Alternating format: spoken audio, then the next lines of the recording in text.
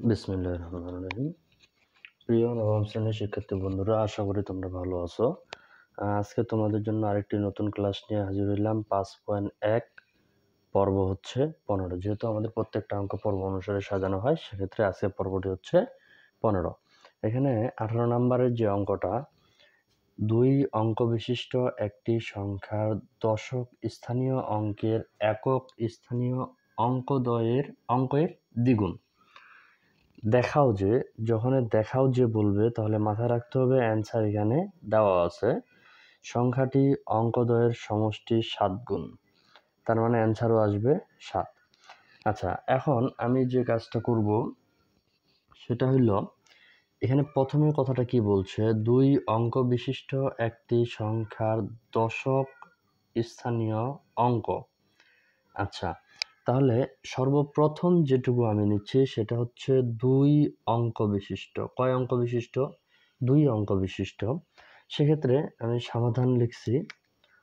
সমাধান, মনে করি একক স্থানীয় অঙ্ক হচ্ছে x। একক যখন আসবে তখন অটোমেটিক দশক চলে আসবে। দশক স্থানীয় অঙ্ক 2x।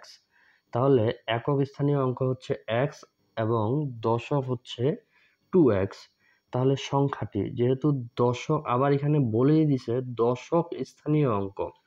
হ্যাঁ, ওই দশক আর এই দশক কিন্তু এক নয়। একক দশক এটা হচ্ছে মনে করির একটা, যেমন আমরা কিছু কিছু অঙ্কে লিখি প্রথম সংখ্যা এবং দ্বিতীয় সংখ্যা, বা মনে করি সংখ্যাটি x, অপর সংখ্যাটি y, সেম এখানে একক দশক হিসাবে প্রকাশ করা হয়। সেক্ষেত্রে এখানে লিখব সংখ্যাটি।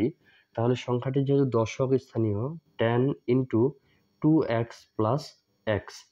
তাহলে 10 2x + x, 10 এবং 2 গুণ করলে আমরা পাচ্ছি 20, 20x + x, তাহলে হচ্ছে 21x। একত্রে একবারেই দেখায় দেওয়া হয়েছে। তাহলে এটা খেয়াল রাখতে হবে এটা কেমনে আসলো।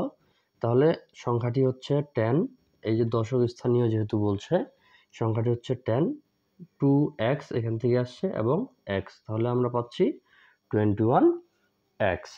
আচ্ছা, তারপর এখানে কি বলছে, অঙ্ক একক স্থানীয় অঙ্কের দ্বিগুণ।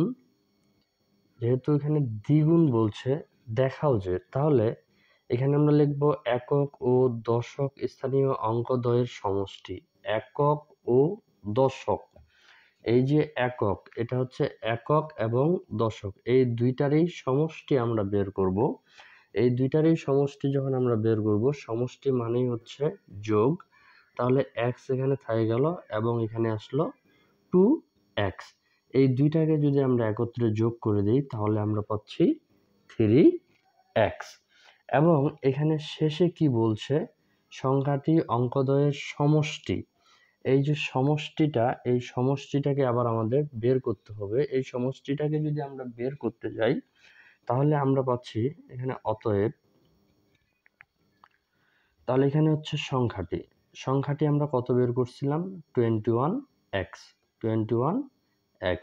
আর নিচে হচ্ছে অঙ্কদ্বয়ের সমষ্টি। অঙ্কদ্বয়ের সমষ্টিটাও আমরা এখানে বের করছি। কত বের করছিলাম, 3x। এই হলো 3x। এই উভয়ে যদি এটাকে আমরা ভাগ করি তাহলে 3 এবং 21কে 3 দ্বারা ভাগ করলে আমরা পাচ্ছি 7x। x আমাদের কাটা যাবে, কত আসতেছে, 7। এখানে কত দেখাইতে বলছিল, 7 গুণ, মানে 7। এখানে যদি আমরা 7 গুণ দেখাইতে যাই তাহলে তোমাদের এই অঙ্কটার আরেকটা ফর্মুলা আছে, যেটা যদি আমি ওইভাবে কমপ্লিট করতে যাই তাহলে এখানে আরেকটা অ্যান্সার আসে। সেটা হচ্ছে এই যে 21 আছে, এই 21ই বের হবে, 21x। হ্যাঁ, এটাকেও দেখানো যেতে পারে। সেক্ষেত্রে এখানে অঙ্কের মতভেদ আছে এই অঙ্কটার। এই জন্যই এই অঙ্কটা এখানে, সুতরাং অঙ্কদ্বয়ের সমষ্টি 7 গুণের সমান দেখানো হলো। এই কথাটা মাথায় রাখতে হবে। যেহেতু এখানে বলা আছে দেখাও যে কথাটি বলা থাকলে অবশ্যই শেষে দেখানো হলো কথাটি লিখতে হবে। আমি প্রতিদিনে চেষ্টা করি একটার পর একটা পর্ব এবং একটার পর একটা ধারাবাহিকতাভাবে অঙ্ক তোমাদের সামনে উপস্থাপন করার।